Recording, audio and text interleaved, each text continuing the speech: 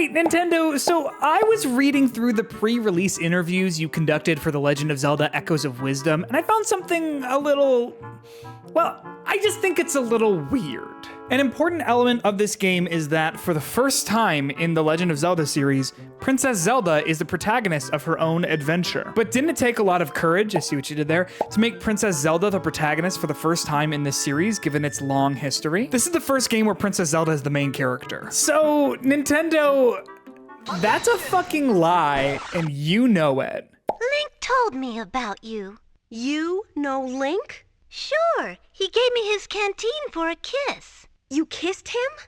Here, it's empty anyway. Nintendo, aren't you forgetting about everyone's favorite entry in the Zelda series, Zelda, the Wand of Gamelon?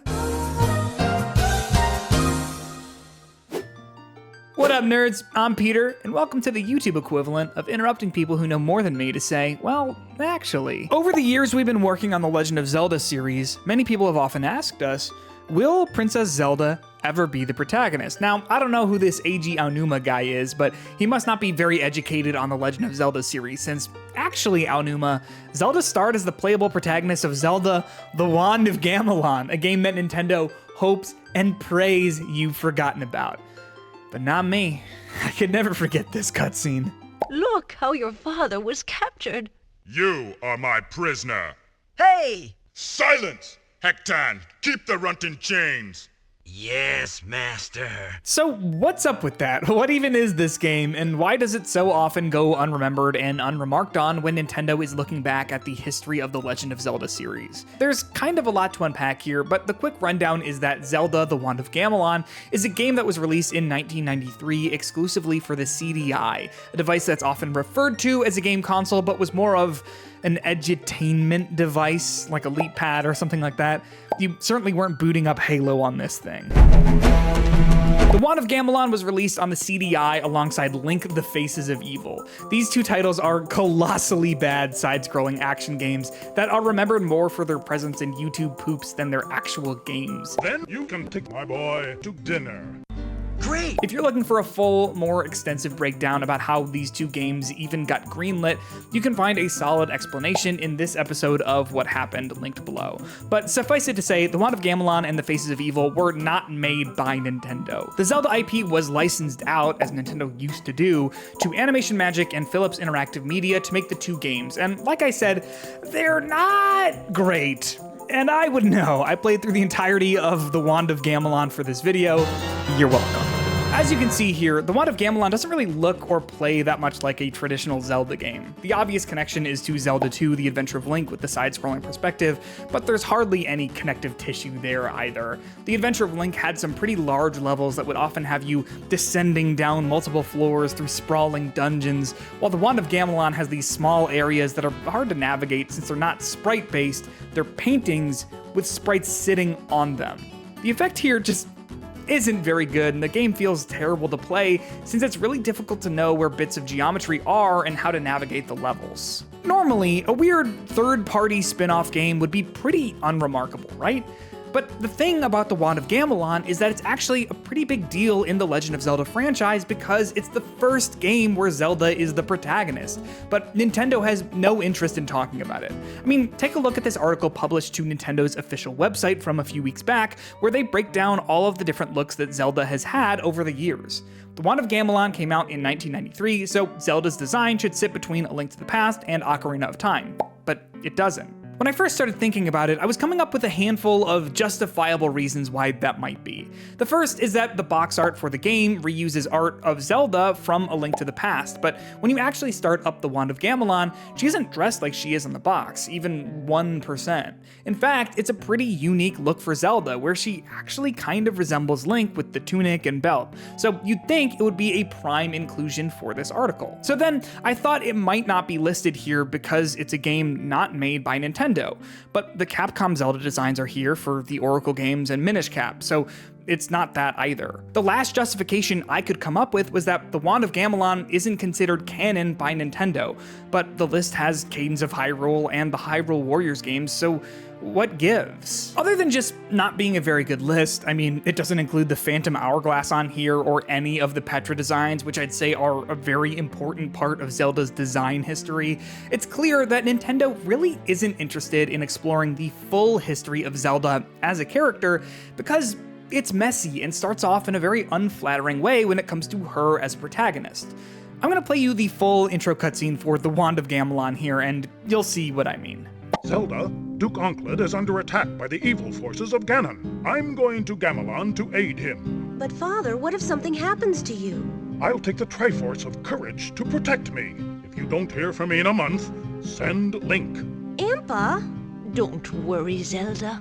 The Triforce of Wisdom promises the king will safely return. Enough. My ship sails in the morning. I wonder what's for dinner. Oh boy! I'm so hungry, I could eat an Octorok!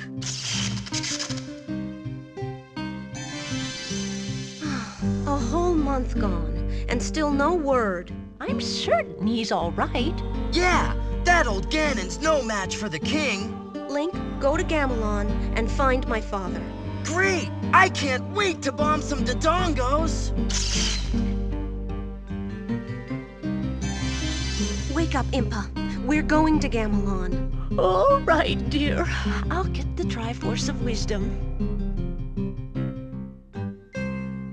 So, a few things here. I think it's really easy to see why this sort of thing isn't getting a ton of love from Nintendo. For starters, the animation in this scene is hysterical. It's like this for the entire time. I'm gonna show you a few of my favorite animations, but they're not good, right? I mean, they're insane and really funny to watch, which is why they've been memed to death at this point, but we can all be honest with ourselves and accept that they're not good, right? On top of that, the Wand of Gamelon tried to make a more fleshed out narrative than what we had seen in the series up until that point. The problem with that, though, is that there wasn't a ton of Zelda lore to work from back then. Because video game stories were really simple and pretty much confined to the information featured in the booklets that came with the game, pretty much all the developers behind the Wand of Gamelon had to work with was a list of proper nouns for all the enemies and important items. I can't wait to bomb some Dodongos, TM, Link says completely naturally. I'm so hungry I can eat an Octorok, TM. Do you understand what I'm getting at here? There wasn't much to go on when making this game's story, but they had to make it feel like Zelda, so they just threw in a bunch of name drops and hoped that that would be enough, but it feels really weird. It's like a Zelda-themed fever dream. Dear, Wizrobe has captured Lady Alma. There's a similar thing that happens with the heart container upgrades you get when you beat bosses. Now, we all know that when you beat a boss in Zelda, they drop a heart container that extends your maximum life. But back when the NES and Super Nintendo Zelda games were all there were to go off when it comes to how that happens, the Wand of Gamelon took a very literal approach to what all that means. When you kill a boss in that game, you take their beating heart out of their bodies, Kali Ma style, and you add it to your own life force. You've killed me! Good. Now, this is just my interpretation, but I feel like health in Zelda games isn't some literal meter that the characters need to keep track of, and that the heart pieces and containers aren't literally the hearts of monsters. Like, do you think Queen Goma and Twin Rova have the same kind of organs, and that those organs are compatible with Link and Zelda? This is just another example of how the game tried its hardest to interpret the little bits of the story and lore that were present in the early games of the Zelda series, but how it ultimately falls actually very short. The thing that I think is the most bizarre from the Wand of Gamelon in that regard is the way that everyone treats the Triforce. It's interesting to see how the Triforce has evolved within the Zelda series, and this is a great example of that.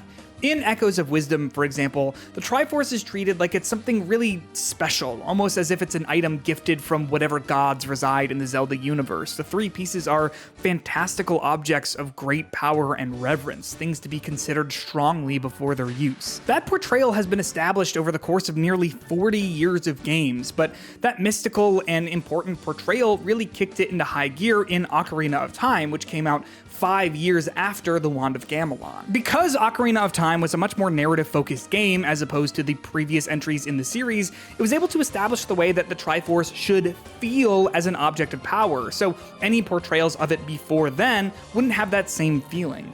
Which is exactly how we got this scene right here, where Zelda wakes up Impa, and Impa says she's gonna go grab the Triforce of Wisdom while she's yawning in a tone like she's telling Zelda that she needs to go grab her keys off the counter. Wake up, Impa. We're going to Gamelon. All right, dear. I'll get the Triforce of Wisdom. Can I say, I also just love the idea that Zelda wakes Impa up in the middle of the night for no reason to go out and look for Link and her dad. Like, there's no urgency, they've been gone for months, but Zelda decided that she needs to go right now at the convenient hour of 2:15 a.m. In my opinion, I think Nintendo is just uncomfortable with the idea that a portion of the early history of The Legend of Zelda is tied to something so poorly designed, created without much reverence for the material that came before it.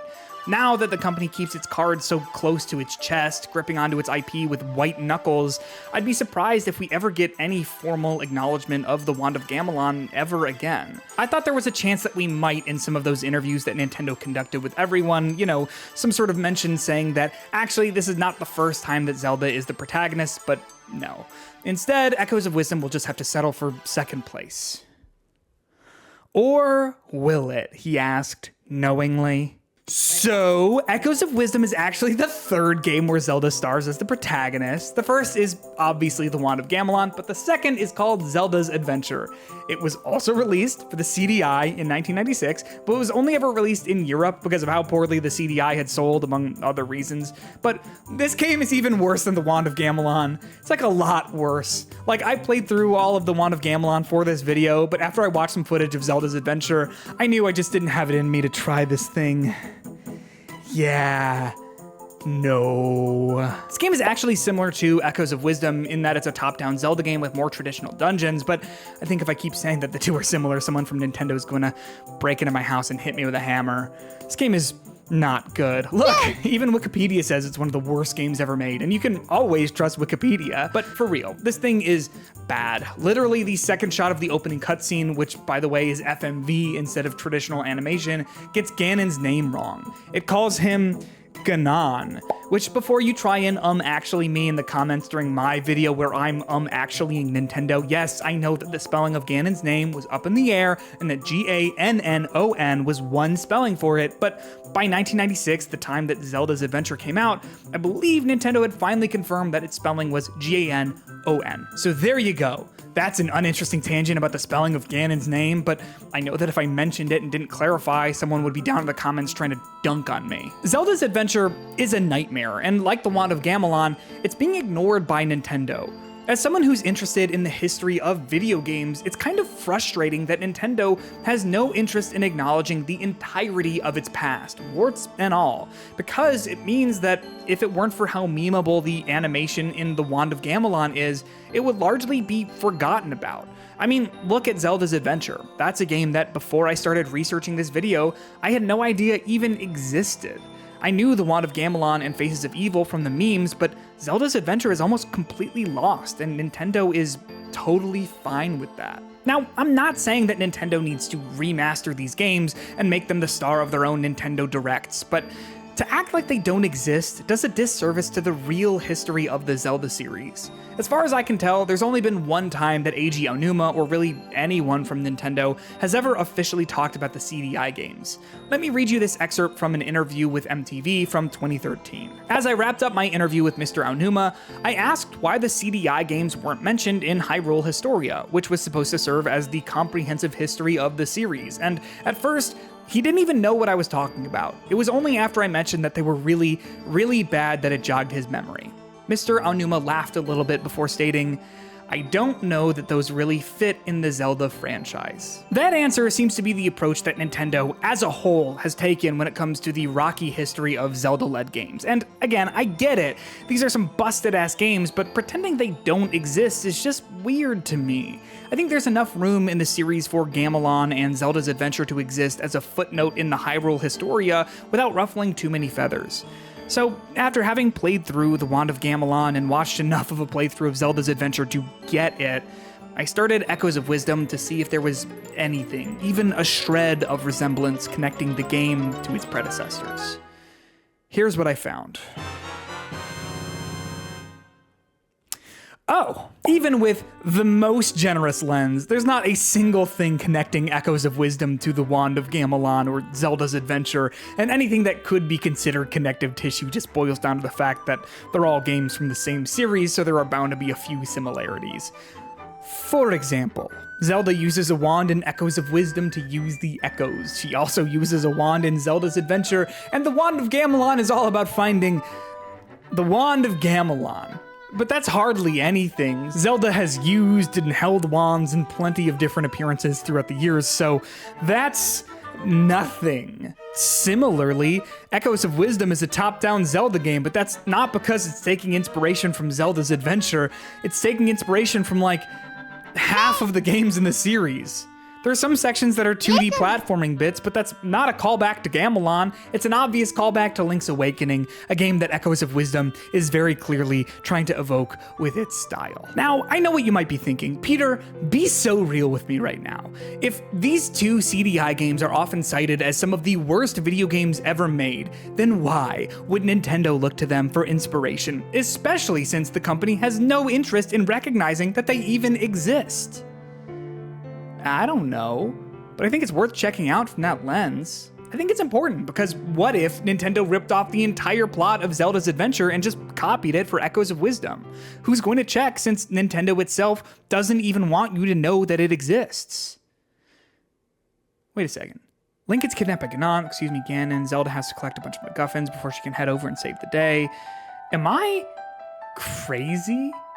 Obviously, but is there something to this? Also, no. Rescuing someone captured by Ganon by collecting 7 of the shit fucks or whatever is not treading new ground for the Zelda series, but it is funny that Zelda's Adventure and Echoes of Wisdom have basically the same plot if you just completely ignore all of the major differences in the specifics of how it all goes down. So there you go. Nintendo wants you to forget the Wand of Gamelon and Zelda's Adventure, but I can't. I'll never be able to unsee this cutscene. Oh dear, Omfak is guarding the shrine. Whatever I see, I shall devour. Before I go, I wanted to mention that I played the Wand of Gamelon Remastered, which is an unofficial fan project that cleans up a lot of the visuals and makes the game playable on hardware that isn't condemned to the 7th level of hell next to the Ouya. It was created by Seth Fulkerson, so I wanted to give a big thanks to him for making this video possible. Nintendo is never going to remaster or port the Faces of Evil or the Wand of Gamelon to the Switch themselves, but if you're looking for a game that thinks of itself as a spiritual successor to those CDI games and even gets the original Zelda voice cast back together, check out Arzette, the Jewel of Faramore. It's on the Switch and every other platform, and it captures the exact spirit of the Wand of Gamelon, but doesn't make you play one of the worst games ever created to feel it. Remember to bomb those Dodongos, TM, and like and subscribe.